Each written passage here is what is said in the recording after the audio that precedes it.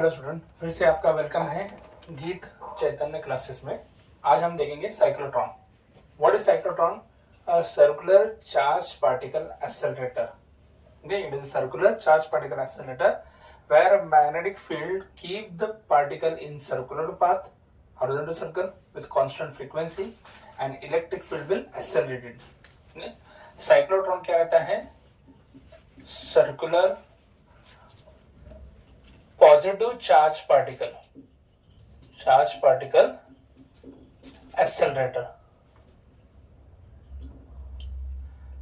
accelerator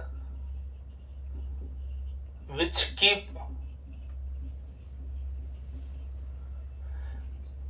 in which magnetic field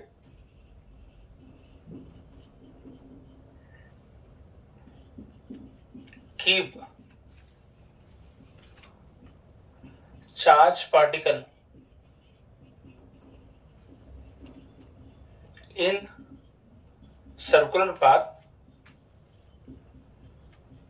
and electric field will accelerate the particle.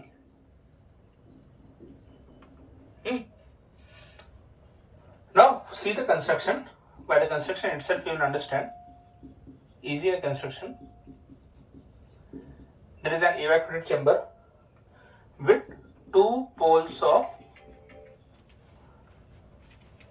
electromagnets. Two poles of electromagnets. Okay, which develop a magnetic field of 1.4 Tesla, 14,000 Gauss. Okay, so here there are two poles of electromagnet which create a magnetic field of 1.4 Tesla and 14,000 Gauss. There are two Ds, that is D1 and D2. What are the Ds? D-shape hollow metal box. D-shape hollow metal box of radius capital R. Radius कितना है उनका? बड़ा, capital R. Third, it has an electric field. This electric field produce potential difference of कितना है potential difference? Nearly 10,000 volt and frequency of 10⁻⁷ Hertz. Alternating source of alternating current है यहाँ पे. Potential difference कितना है? 10,000 volt और उसकी frequency nearly कितनी रह सकती है? 10⁻⁷ Hertz. In this order only. And fourth, P is a. Here I have written C. This is P. This is P. I write here P. What is P? Positive ion source. क्या है P? Positive ion source. वहां पे hydrogen gas को ionise करके proton available कर देते हैं या हीलियम गैस को आयोनाइज करके अल्फा पार्टिकल मिलता है. लो प्रेशर में हाइड्रोजन या हीलियम गैस को आयोनाइज किया जाता है ताकि वहां पे प्रोटॉन या ड्यूटेरॉन या अल्फा पार्टिकल जिससे पॉजिटिव चार्ज पार्टिकल मिल सके. Okay, so this is the basic information of cyclotron. अब वर्किंग होता कैसा है ये आपको समझ में है ना. यहाँ पे इलेक्ट्रोमैग्नेटिक से जो मैग्नेटिक फील्ड क्रिएट करते हैं वर्टिकल प्लेन में. टू डीज है, डी शेप. ओके, होलो मेटल बॉक्स. इलेक्ट्रिक फील्ड है जो एक्सेलरेट करेंगे डीज में, सर्कुलर पाथ परफॉर्म करेंगे चार्ज पार्टिकल. और चार्ज पार्टिकल का सोर्स जो है पॉजिटिव आयन सोर्स वो सेंटर में इन बिटवीन गैप्स ऑफ डीज. और यहाँ पे हाइड्रोजन गैस का आयोनाइज किया जाता है या हीलियम गैस का आयोनाइज किया जाता है ताकि अल्फा पार्टिकल, ड्यूटेरॉन या प्रोटॉन मिल सके. Okay, now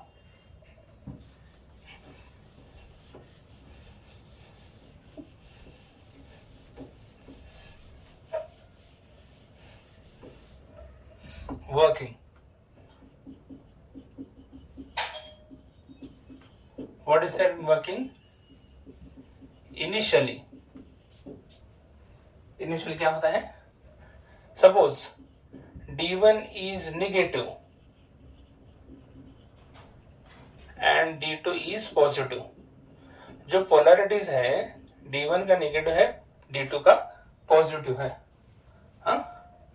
then positive ion get attracted toward, कहाँ अट्रैक्टेड है, get attracted towards D1, towards D1।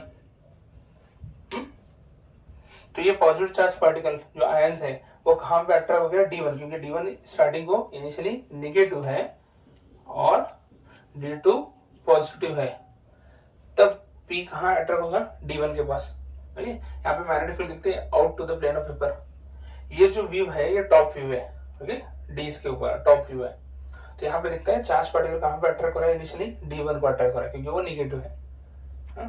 तो जब वो अट्रैक्ट होता है तो चार्ज पार्टिकल हॉरिजॉन्टल प्लेन में रहता है, मैग्नेटिक फील्ड वर्टिकल प्लेन में है।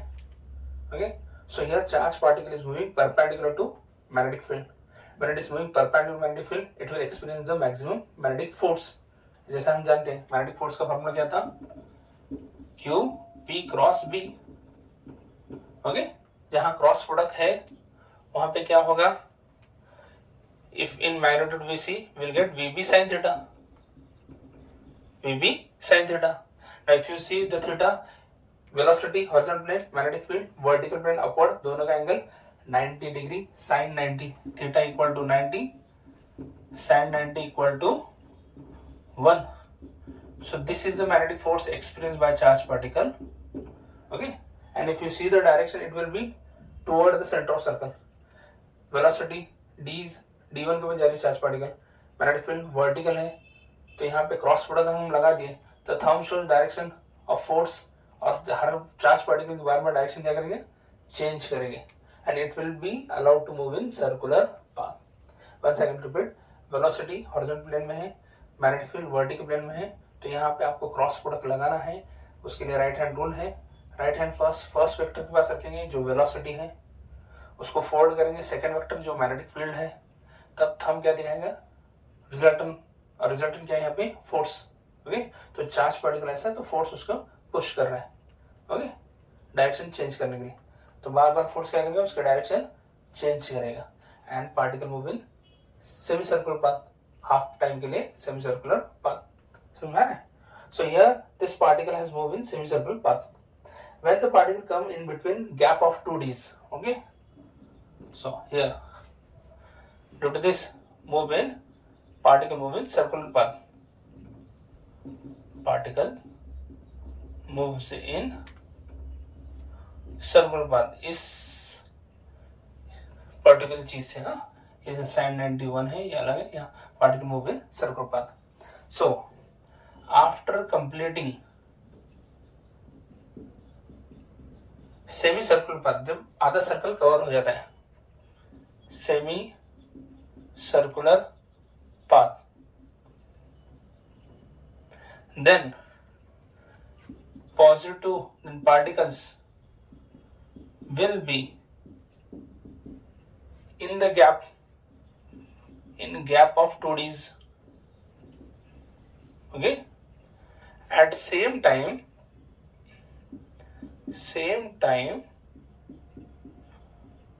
polarities of D get reverse, D's get reverse, means D1 will be now positive and D2 will be now negative। जो स्पीड है चार्ज पार्टिकल की वो ऐसे सेट की है ताकि उसके टाइम जो लगेगा सेमी सर्कुलर पाथ के लिए चार्ज पार्टिकल को गैप में आने के लिए, उतना ही टाइम के बाद पोलैरिटीज क्या हो रही, रिवर्स हो रही है। Means D1 was initially negative, now it become positive, D2 was initially positive, now it become negative. जब ऐसा होता है चार्ज पार्टिकल कहाँ रहता है, गैप पे रहता है, डीज में, डी के गैप में, तब चार्ज पार्टिकल कहाँ अट्रैक्ट होगा, D2 को, कहां से रिपल होगा, D1 से, तो एक फोर्स मिलने वाला, टेंजेंशियल फोर्स है नहीं, D2 उसे अट्रैक्ट करेगा, D1 उसे रिपल करेगा, यानी D2 will attract, D1 will ripple, तो एक फोर्स मिल रहा है चार्ज पार्टिकल को, फोर्स एक्सर्ट हो रहा है चार्ज पार्टिकल पे, उसके कारण उसकी स्पीड क्या हो जाती है, बढ़ जाती है। When speed increases then you know the radius also increases, larger circle, the particle tried to describe larger circle compared to previous one, तो यहाँ स्पीड बढ़ने से उसका सर्कुलर पाथ का देखो, वो पाथ जो है वो उसका सर्कमफ्रेंस भी बढ़ रहा है. Okay, same thing happen when again charge particle come to in the gap of 2Ds. Again polarity gets reverse. D1 will become negative, D2 will become positive. Okay, उसके बाद नेगेटिव और ये पॉजिटिव जब यहाँ गैप में आएगा. Again charge particle get attract toward D1 repel by D2. तो एक अट्रैक्ट कर रहा है, एक रिपल कर रहा है, तो दोनों का फोर्स एक ही डायरेक्शन में है. तो फिर से चार्ज पार्टिकल में क्या होगा, टेंजेंशियल फोर्स आएगा. टेंजेंशियल फोर्स आएगा, उसकी स्पीड बढ़ जाएगी. स्पीड बढ़ जाएगी, उसका और सर्कुलर पाथ जो है सर्कमफ्रेंस बढ़ जाएगा. तो जैसे जैसे वो गैप में आ रहा है वो फोर्स एक्सपीरियंस करता है, फोर्स एक्सपीरियंस करता है, उसकी स्पीड बढ़ती है, स्पीड बढ़ती है, सर्कुलर पाथ का सर्कमफ्रेंस भी बढ़ता है. And this will happen up to when it come to the larger radius. Okay, and here there is a small window. So whenever charge particle come to this up to this window, so that its radius has been increased, circular path का radius बढ़ गया है, it is nearly equal to radius of D's only. Then through this window the charged particle is thrown outside. Okay, and this charged particle acquire the sufficient kinetic energy so that that charged particle can give rise to nuclear disintegration. अब ये charge particle को उतनी energy है, sufficient energy, कि वो nuclear disintegration के काम आ सके. इसे ट्रांसमुटेशन बोलते हैं ना. So it is like artificial transmutation. तो यहाँ पे इसे चार्ज पार्टिकल को बम्बार्ड किया जाता है न्यूक्लियस में. ओके, तो उसके कारण न्यूक्लियस डीके या डिसइंटीग्रेशन हो सके. Okay, so basically this is use so that you can get highly energetic charge particle and you can study the nuclear disintegration studies also, structure also. Okay, so this is basic working of cyclotron. अब हमें यहाँ देखना है कुछ expression जो important है board के लिए. Okay, I think you understood. This much is sufficient. D1 is negative, D2 is positive. यहाँ तक एक्सप्लेन करना है. After completing, okay, D1 will become positive, D2 will become negative. Okay, and thus this is repeated again and again, again and again, again, or this happens so on. Again and again up to when the charged particle acquire a circular path whose radius is equal to radius of D's. So that now charged particle gain sufficient kinetic energy so that it can take parts in nuclear disintegration. Okay, समझ आ रहा है.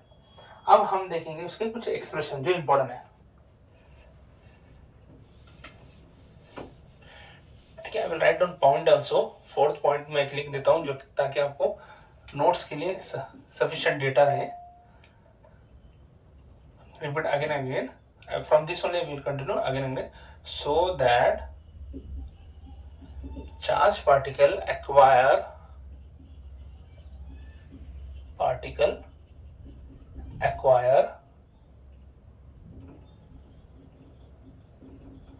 sufficient kinetic energy,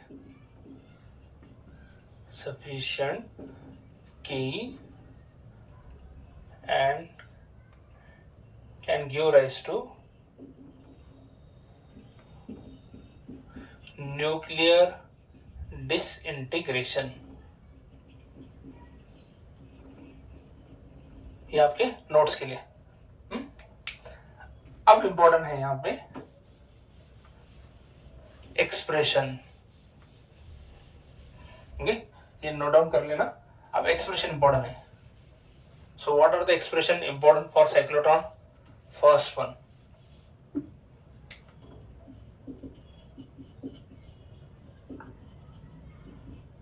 radius of circular path.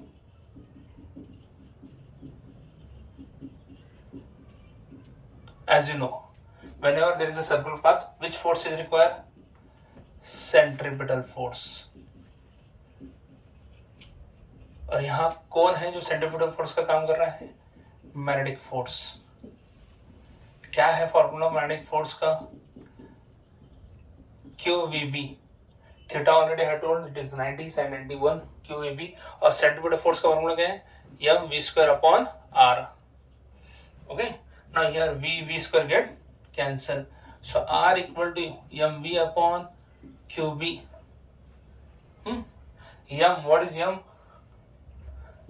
Where m is mass of charged particle.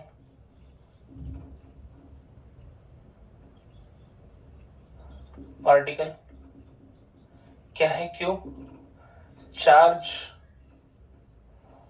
Of particle, charge on particle. What is B, magnetic field induction, जो electromagnetic field build किया था 1.4 Tesla, nearly 1.5 Tesla, कुछ book में 1.5 Tesla भी है. तो 1.4 या 1.5 लिख सकते हो. तो ये मैग्नेटिक फील्ड तो कांस्टेंट है, चार्ज ऑन पार्टिकल कांस्टेंट है, मास कांस्टेंट है. इसका मतलब रेडियस और v क्या रहेगा, proportional. So as velocity speed increases due to electric field, the radius of circular path also will increases. Okay, ये याद रखना, radius of circular path is directly proportional to velocity of charge particle. जैसा velocity बढ़ेगा उसका radius भी बढ़ने वाला है. Okay, again you can write here in this, ये भी लिख सकते हो R equal to, this is momentum. What is P here, P is linear momentum of charge particle. Okay, linear momentum of charge particle. तो अगर linear momentum किसी भी charge particle का सेम रहा और मैग्नेटिक फील्ड तो कांस्टेंट रही, तब रेडियस किस पे डिपेंड है, चार्ज पे. जिस पार्टिकल पे चार्ज ज्यादा उसका रेडियस कम रह जाएगा. ओके, समझ आ रहा है. So this was about radius of circular path. Now we will see period, time period. First we see time for semi circular path, then we see time period. Second expression T, that is time for semicircular path. Time for semicircular path. जैसे आपको मालूम है यहाँ speed constant है charge particle की. Okay, जब वो उतने सर्कुलर पाथ के लिए स्पीड कांस्टेंट रहेगी. हाफ सर्कुलर तो सेमी सर्कुलर पाथ करने के बाद, कंप्लीट करने के बाद फिर उससे टेंजेंशियल फोर्स मिलता है. 2D की पोलैरिटी चेंज होती है, टेंजेंशियल फोर्स मिलता है, फिर उसकी स्पीड क्या होती है, चेंज होती है. पर सेमी सर्कुलर पाथ के लिए उसकी स्पीड क्या रहती है, सेम है. तो यहाँ स्पीड का फॉर्मूला हम क्या लिख सकते हैं, डिस्टेंस अपॉन टाइम. स्पीड भी सेमी सर्कुलर पाथ का डिस्टेंस है पाई आर और टाइम कितना है t. Rearrange t equal to pi R upon v. As we know r का फॉर्मूला क्या था, अभी हमने देखा mv अपॉन qb और यहाँ v, this v and v get cancel, so t equal to pi m upon qb. This is time for semicircular path. Okay, तो ये टाइम जो है सेमी सर्कुलर पाथ का, वो किस पे डिपेंड है, मास पे डिपेंड है, चार्ज पे डिपेंड है, मैग्नेटिक फील्ड पे डिपेंड है, वो स्पीड पे डिपेंड है यहाँ. इसका मतलब जब उसे चार्ज पार्टिकल को पोलैरिटी जब डी की चेंज होती है, तब चार्ज पार्टिकल पर टेंजेंशियल फोर्स मिलता है, उसकी स्पीड बढ़ती है. स्पीड बढ़ने के बाद उसका सर्कमफरेंस बढ़ता है, पर नेक्स्ट सेमी सर्कुलर पाथ के लिए उसको उतना ही टाइम लगता है जो पहले वाला था. समझ रहा है. तो इसमें यहाँ क्या बताना चाहता हूँ कि time for semi circular path, वो कौन सा भी रख दो, इनिशियल रख दो, बाद में रख दो. Okay, whether it is smaller radius और लार्जर रेडियस, हर तरफ टाइम क्या लगेगा, सेम लगेगा. So here time is independent. T is means time.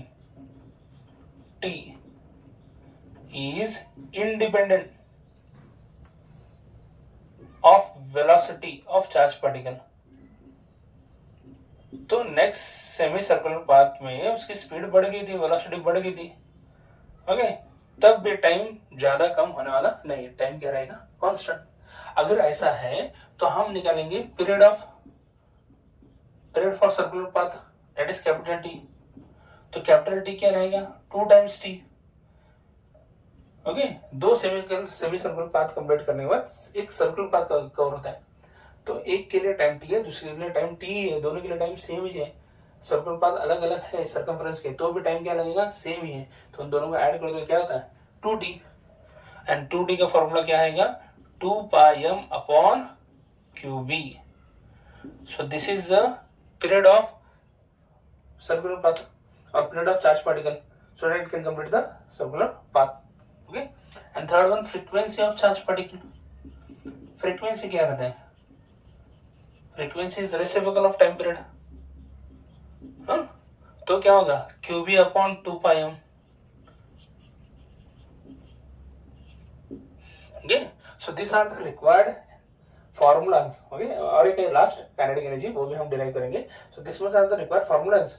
यहाँ पे आप देख सकते हो टाइम वेलोसिटी पे डिपेंड नहीं है सेमी सर्कुलर पाथ के लिए, तो पूरे सर्कुलर पाथ के भी नहीं रहने वाली, इसलिए हमने डायरेक्ट उसका फॉर्मूला डिराइव किया। और पीरियड का रेसिप्रोकली क्या है, फ्रीक्वेंसी, उसका भी एक्सप्रेशन आ गया। Last one is kinetic energy. So I will drop this, अब ये तो नहीं लगेंगे हमको।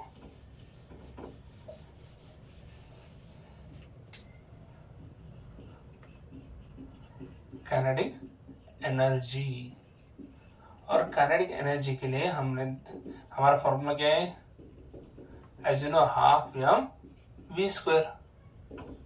सो this is kinetic energy of charge particle. What we can put for V की जगह हम क्या लिख सकते हैं, okay. So already we know radius of circular path का क्या था, M V upon Q B, M V upon Q B.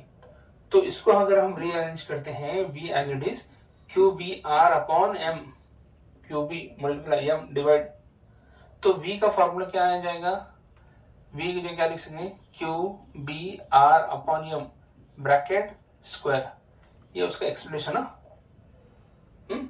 समझ में आ रहा है? So what I will do, I will write this down. So kinetic energy will be equal to half M, और v की जगह क्या लिखेंगे हम, Q B R M bracket square. यहाँ पे सॉल्व करेंगे, Q square B square R square upon M square, M square get cancel. सो Q square B square R square upon 2m, ये काइनेटिक एनर्जी है। अगर आपको मैक्सिमम काइनेटिक एनर्जी चाहिए, क्या चाहिए, मैक्सिमम काइनेटिक एनर्जी, तब क्या करना पड़ेगा, सिंपल है। For maximum kinetic energy charge तो उतना ही रहेगा, क्यू स्क्वायर, मैग्नेटिक फील्ड भी उतनी रहेगी, 2m मास भी उतना रहेगा, सिर्फ क्या बढ़ना चाहिए, रेडियस। और radius of semi circular path ज्यादा से ज्यादा कितना हो सकता है, रेडियस ऑफ डी के उतना, है ना। तो r is nothing but small r equal to r is nothing but radius of D, radius of, इससे ज्यादा तो रेडियस होने वाला नहीं, तो अगर इससे ज्यादा रेडियस होता नहीं तो इससे ज्यादा एनर्जी भी मिलने वाली, इसलिए मैक्सिमम एनर्जी का फॉर्मूला क्या है, Q square B square R square upon 2m। So this are the required expression for cyclotron. Simple है, स्टार्ट काम करना है आपको, जो हमने स्टार्ट किया था, सेंटीमीटर फोर्स का काम कौन कर रहा है, मैग्नेटिक फोर्स है, वहां रेडियस निकालना है, फिर time for semi circular path, simple formula है उसका, फिर पीरियड, फिर फ्रीक्वेंसी, और फिर काइनेटिक एनर्जी। ओके, आशा करता हूं मैं आपकी डिफिकल्टी या कंसेप्ट जो भी है वो क्लियर कर सका हूं। ओके, नेक्स्ट वीडियो में हम देखेंगे हेलिकल मोशन।